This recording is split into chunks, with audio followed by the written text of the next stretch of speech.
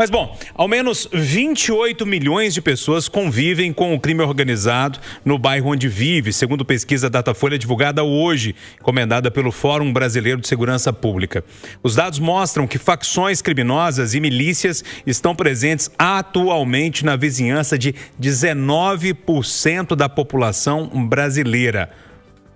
Rita, o foco do questionário foi analisar a percepção dos entrevistados a respeito do crime organizado, roubos, agressões e golpes financeiros praticados em plataformas digitais.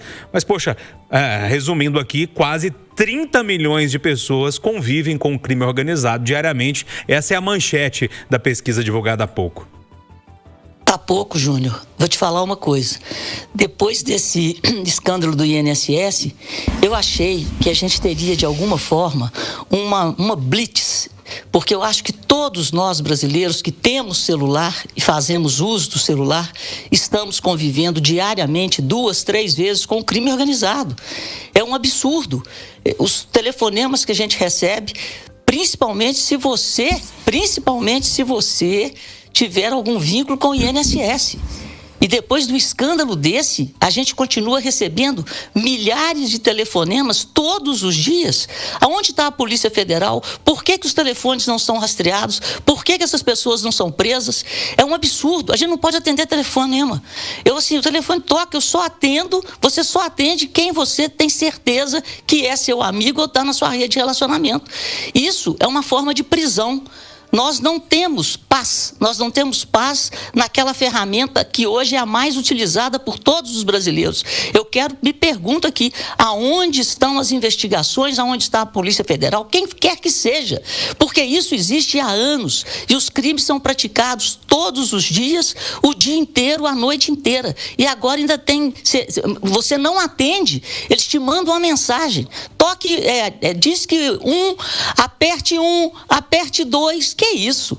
É uma sofisticação e uma perda de liberdade que nós estamos tendo cada vez mais para o crime organizado. Pedro, eu fiquei com receio de falar, mas já que a Rita cravou isso, eu também achei pouco. Eu achei um número pequeno, assim, subdimensionado, quando a gente fala de crime organizado, porque tem regiões no Rio de Janeiro, por exemplo, aí na região de Brasília também, nas cidades satélites, né? Tem regiões que são praticamente todas dominadas pelo crime organizado e todo mundo sabe disso.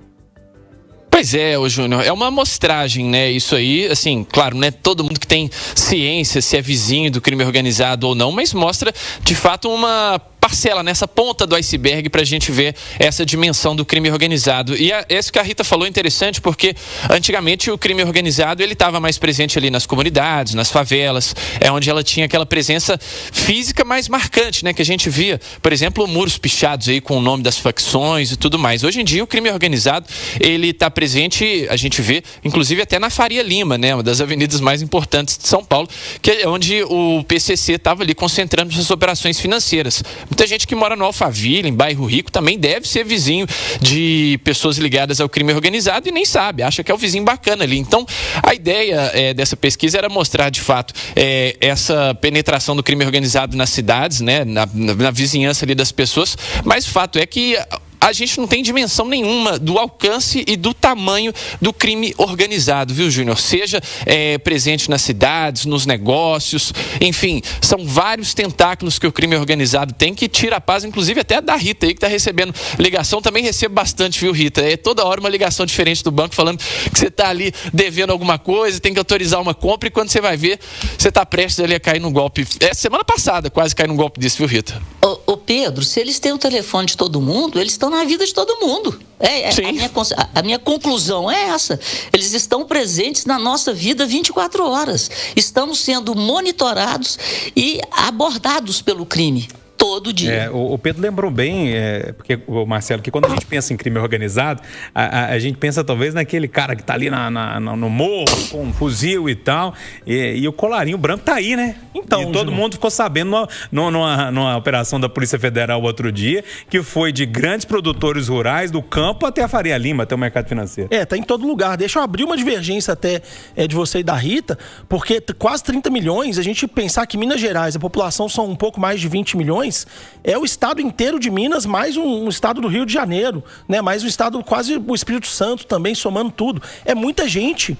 E o dado mais assustador dessa pesquisa é que é quem consegue perceber diretamente. Muita gente talvez está tendo alguma relação, né, tá envolvido de alguma forma, tá consumindo alguma coisa do crime organizado e nem percebe.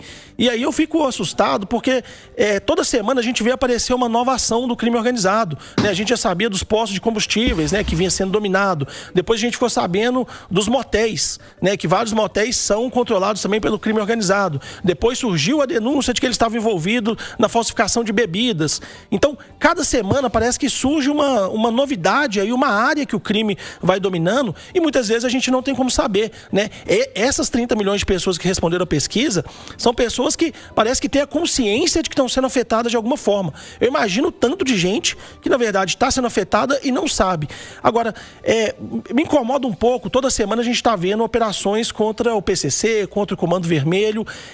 Ela é deflagrada, surge, né, aquela matéria que tem uma repercussão grande na mídia, a gente vê algumas imagens e o desdobrar dessas matérias, né? No mês passado nós tivemos uma operação gigantesca da Polícia Federal, da Receita contra o crime organizado.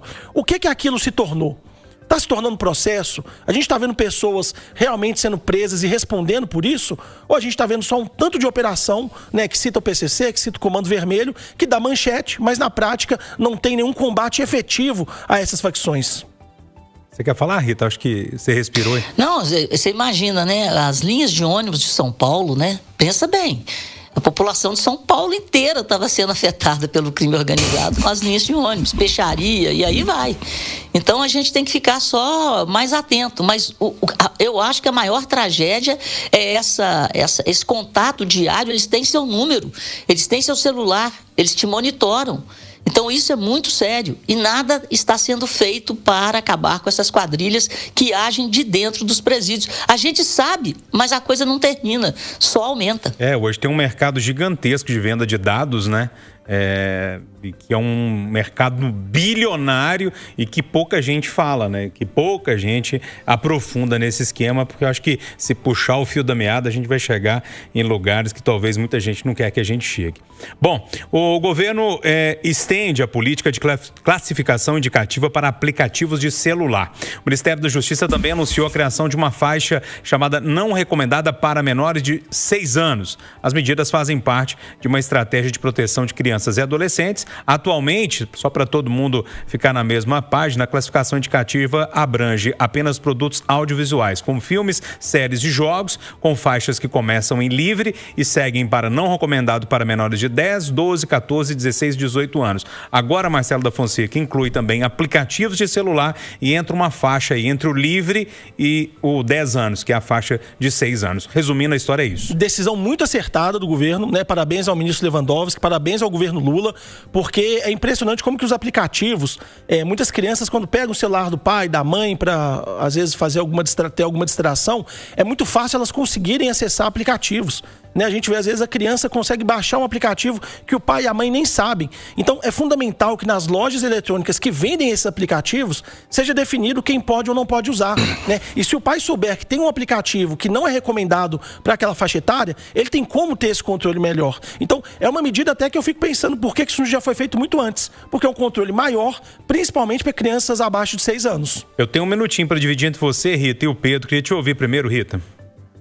Não, eu concordo, assino o que o Marcelo falou. E aí, Pedro, para você, tem alguma divergência aí ou é mais ou menos isso mesmo?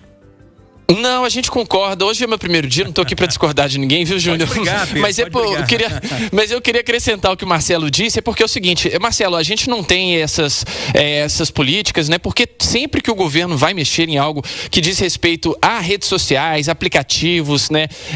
Essa rede de tecnologia, é muito difícil. O lobby aqui é muito pesado para que as coisas permaneçam como estão, porque tem muita gente ganhando dinheiro da forma como elas estão. Por exemplo, a gente está falando aqui sobre classificação classificação indicativa, isso é uma coisa super datada, super atrasada que o governo brasileiro faz, que antes tinha uma indicativa de classificação livre e depois de 10 anos. E aí as indicações eram só para conteúdo de sexo, nudez, droga, violência. E a gente sabe que esses aplicativos aí dão acesso a um mundo de conteúdo, enfim, coisas que vão muito além disso aí. Portanto, decisão acertada do governo e cabe aos pais também ficar de olho aí no que o filho está consumindo no celular, né? No final, nosso Conversa Geração, teve Marcelo da Fonseca, Pedro Nascimento e Rita Mundim.